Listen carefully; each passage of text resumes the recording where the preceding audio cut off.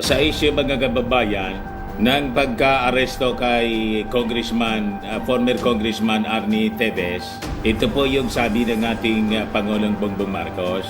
Sabi rito sa ating balita, President Marcos has assured Filipinos that the government will do everything to bring former Congressman Arnolfo Arnie Teves Jr. back to the Philippines so he can face the charges against him. So, yung ating PNP po, nagre-ready na rin. Nire-ready na po yung detention facility para kay Arnie Teves. Nagbabagang mga balita at pagtalakay sa mga isyu ng lipunan. Pulsa, opinyon, banat at paglalantad sa katotohanan. Pulsa, what you see is what you get. You decide. Kasi po, sabi ng presidente ng Timor-Leste po, si Ramos Horta, gusto niya na immediately or ASAP mapauwi dito sa Pilipinas itong si Arnie Teves. Ayan po yung balita ngayon. Timorese leader wants Teves sent home ASAP. Sabi ko po sa inyo, yung mga nagtatago sa ating batas, pasa sa at darating din yung panahon talaga na aabutin kayo ng batas natin. Pero anya Mr. Maravilla, si Trillanes anya, nanggatong na naman. Oo nga po, may sinasabi na naman po tungkol kay dating Pangulong Maudigs. Sabi ni Trillanes, ito na niya yung malamang magiging pattern ng kakarapin anya ni Digo. Ito talaga si Trillanes. Nagpapaduda na naman si Trillanes, mga kababayan. Baka biglang maintakutan na naman po siya. Ay, maisog pala. Hindi man maintakutan, maisog leader. Ito yung sabi ni Trillanes dito. Pag-aresto kay Teves, halimbawa raw kung paano arestuhin si ex-President Duterte. But before ko mga kababayan bigay sa inyo yung full story ng mga balitang yan, click subscribe muna dito sa ating YouTube channel and hit the notification bell para lagi po kayong updated sa mga kaganapan dito sa ating bansa. Like and share na rin po ninyo ng ating video at huwag na rin po ninyo na skip yung ating mga commercial ads para tuloy-tuloy lang ang pag-unlad ng bagong Pilipinas. Sa mga naganap ng malinis and spacious fitness gym, pumunta na lang po kayo sa aming Colossal Fitness Gym. We also offer Grab car rental with our brand new 2023 model ng Toyota Innova. We also accept booking for those who are planning to travel via PAL, Cebu Pacific and other airline companies, local and international, and Meralco Bills, Aleco Bills, PLDT, etc. Ang Colossal Fitness Gym is located at 3rd floor Security Bank Building, Lanco Business Park, Legazpi City, Albay. For inquiries, look for Gilon Maravillas. Contact number 0966-802-0949. Lagi na pong matao sa amin. Na-set up na rin yung aming mga bagong gym equipments. May treadmill na rin po kami. Ito naman po yung bago naming product na binibenta online. Eye Glow Serum, whitening po siya. Tingnan ninyo yung epekto sa aking anak na architect before and now. Yung mga inquiries po ninyo, dumiretso na lang kayo sa kanyang Facebook account, Riz Maravillas. Ito naman po, Firmax Firming and Lifting Cream, pinapahid po sa mga pulses and affected area. Mainam po siya sa mga pains, mga paninigas na mga kaso-kasuan. Pinapahid-pahid lang po siya sa mga pulses. Ito naman po, Automax Radiant Serum. Sa mukha naman yung application. Anti-aging po siya. You will look 10 years younger than your age. Sa mga cancer patients naman po, baka lang gusto ninyo itong itry. Ningxia Red Mix Fruit Drink.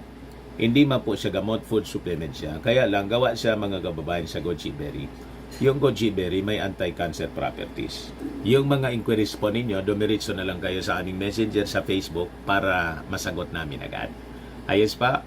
Ayos na ayos niya, Mr. Maravillas. Baka bigla naman magwala si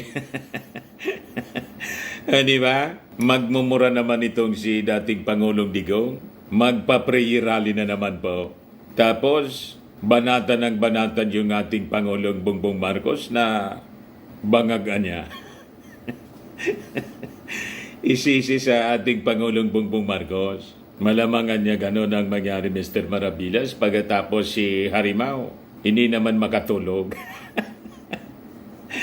Lagi man yun hindi makatulog mga kababayan si Harry kasi si Harry Roque, busy, pabalik-balik po sa China kasi parang inappoint niya yung kanyang sarili na representative ng bansa sa pakikipag-usap po sa China tungkol sa West Philippine Sea.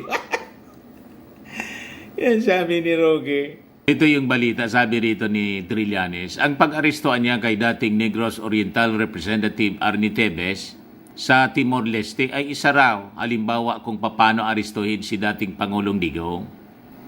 Ito yung sabi niya sa kanyang post sa X, dating Twitter po. Ito ay obligasyon ng isang member state ng Interpol. Gaya ng Pilipinas, gaya ng ginawa kay Tevez, nung ibinaba ng Interpol ang red notice o international warrant of arrest niya sa Timor-Leste. Police, hindi ito nag-question ng validity of the red notice kundi hinuli agad si Tevez. Pananakot. Payag mga kababayan ni Trillanes tungkol sa mga balibalita na ang sabi at any moment parang maglalabas na rin. Anytime, maglalabas na rin ng warrant of arrest yung International Criminal Court laban sa dating Pangulong Digong. O, di ba? Yun ang hindi magpatulog mga kababayan kay Atty. Harry Roque. O ngayon, going back dito sa naging payag ng ating Pangulong Bongbong Marcos. Sabi po niya, rest assured niya that the government will take all necessary actions to bring him back to the country so he can face the charges filed against him. I assure niya the Filipino people that we will spare no effort in ensuring that justice will prevail in this case. Marcos commended the collaborative efforts of the country's law enforcement agencies in the international partners in the successful arrest. So natutuwa yung ating Pangulong Bongbong Marcos sa mga naganap. Ang akala siguro ng dating congressman na si Arnie Tevez, safe siya doon sa Timor-Leste. Ayun. Naglalaro ng golf, mga kababayan, nang aristuhin ng mga authorities.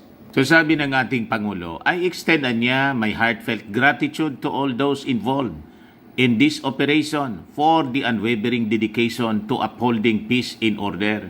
So para niya sunod-sunod na to, Mr. Maravillas, that is the normal procedure lang po. It will take time talaga. Depende sa... Pero hindi nagpapabaya yung ating mga authorities. Impossibly si Bantag, hindi magtatagal, matitiklo na rin mga kababayan ng ating mga authorities. Siyempre, dire-diretso yung tracking, yung pagtugis po sa kanya para maiharap sa hustisya. Kasi kung hindi sila talaga yung nasa likod po ng pagpatay dito sa case ni Digamo, hindi talaga brain si Tevez, di mapapawalang sala po siya. Ganun lang po 'yon. Ganun din po kay Bantag. Kung hindi siya yung brain sa pagpaslang kay Percy Lapid, di mapapawalang sala siya. So maganda po. Di ba? Di siyempre kasi namatay yung victims nila or yung victims kung hindi sila yung sangkot doon, panibagong investigasyon siyempre yung gagawin ng ating mga authorities para matukoy kung sino talaga yung salarin. Ganun po lang po. Yung isa pang akusado doon, yung sa Percy Lapid case, namatay na rin po si Solueta. So, going back dito kay Tevez, sabi po ng PNP Director General, si General Acorda, ready na po yung detention facility para kay Tevez. So, kung sila daw ang itatap Kung si Tebes would be decided na under police custody siya rito, itatas niya yung CIDG to secure him on his way to Camp Crami. If the PNP would be tasked, definitely, we are ready, sabi niya. But it will be up to the court to decide on the matter, sabi po ni Acorda, tungkol doon sa detention facility.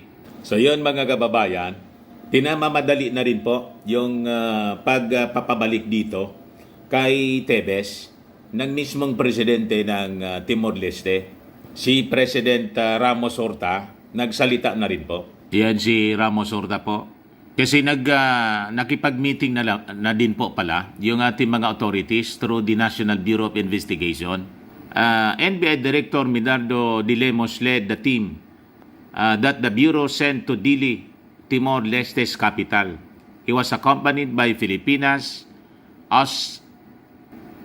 Astrero na siyang head ng NBI's International Operations Division and 4 other agents. So sa kanyang statement on Saturday, the NBI said regarding its meeting with the Timorese leader that President Horta communicated his earnest desire for the immediate resolution of the case and emphasized the importance of expeditiously removing Tebes from Timor-Leste. So walang problema sa mga authorities ng East Timor, mga kababayan. Immediately gustong-gusto na nila.